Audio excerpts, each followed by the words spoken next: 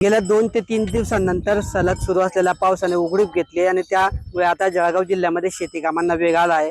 आपण दृश्यांमध्ये बघतो आहे की या ठिकाणी या शेतामध्ये जे आहे पेरणीची कामं सुरू आहे आणि जिथे दुष्काळाची भीती होती त्या ठिकाणी पाऊस पडल्यामुळे आपण बघतोय की महिला या ठिकाणी गाणे म्हणून आपला पाऊस पडल्याचा आनंद साजरा करत या ठिकाणी गमत या ठिकाणी गाणे म्हणत पेरणी करताना पाहायला मिळत आहेत।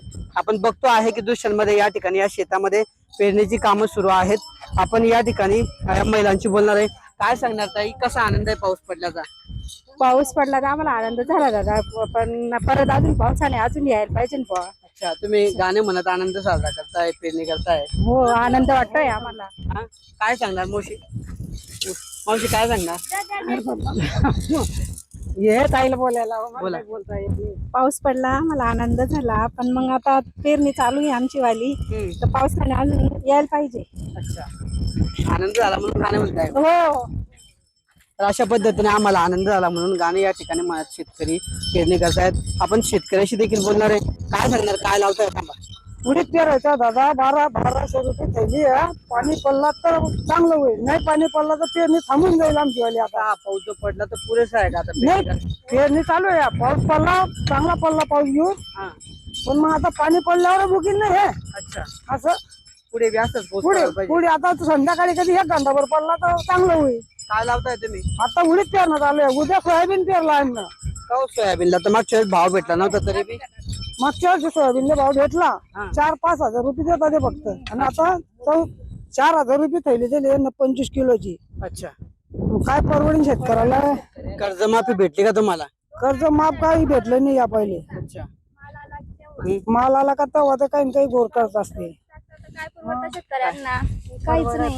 खर्च होतोय, महाग खर्च होतो ना, मजुरी महाग, परत बियाणं महाग, मटेरियल महाग राहतं, सर्व काही लागतं शेतकऱ्यांना। परवडतंय का मग? परवडतं, पण कसं मग तसं जास्त घरचं राहिलं तर परवडतं, मजूर राहिलं की परवडत नाही। अच्छा, मग तुम्ही म्हणून मजूर मिळत नाही म्हणून तुम्ही स्वतः काम करताय का घरच्या? नाही, असं आहे। आणि मला सांगा की कर्जमाफी मिळाली का तुम्हाला? नाही लवकर मिळाली, मिळाली पाहिजे असं वाटतंय का तुम्हाला सरकारने? मिळायला पाहिजे काही। आणि परत महागाई केवढी आहे, सरकारी आपल्याकडून शेतकरी राबतो, पण महागाई केवढी आहे, वस्तू उतरवून टाकता, परवडत नाही असं। तर अशा पद्धतीने कितना खर्च आहे एस्पोरला? एस्पोर म्हणजे आज ती बी 1200 रुपये थैली आहे, 800-900 रुपये थैली। हे मागता 5,000 रुपये क्विंटल ना 6,000 रुपये क्विंटल। त्याच्यानं परवडत नाही का पैसे? त्याच्यानं मी 25-30 बिघे शेती करतो, पण मी यंदा कापूस लावलेला नाही, भाव मिळत नाही म्हणून। भाव मिळत नाही म्हणून खर्च जास्ती दिला, याचाही मागे असं। भाव मिळाला पाहिजे असं भाव वाटतं मिळाला पाहिजे आणि कर्जमाफी मिळाली पाहिजे, कर्जमाफी मिळाली पाहिजे, सरसकट झाली पाहिजे, सरसकट झालेली पाहिजे।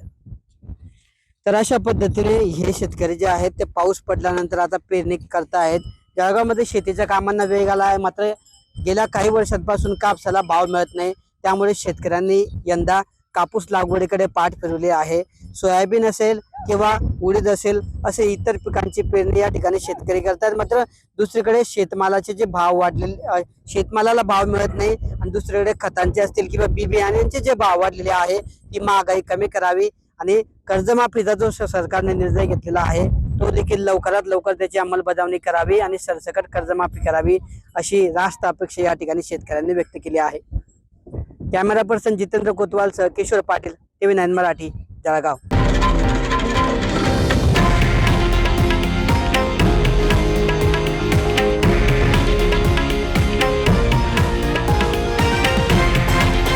हे आहे देशातील नंबर 1 न्यूज नेटवर्क आणि आपण पाहत आहात TV9 मराठी, एकमेव।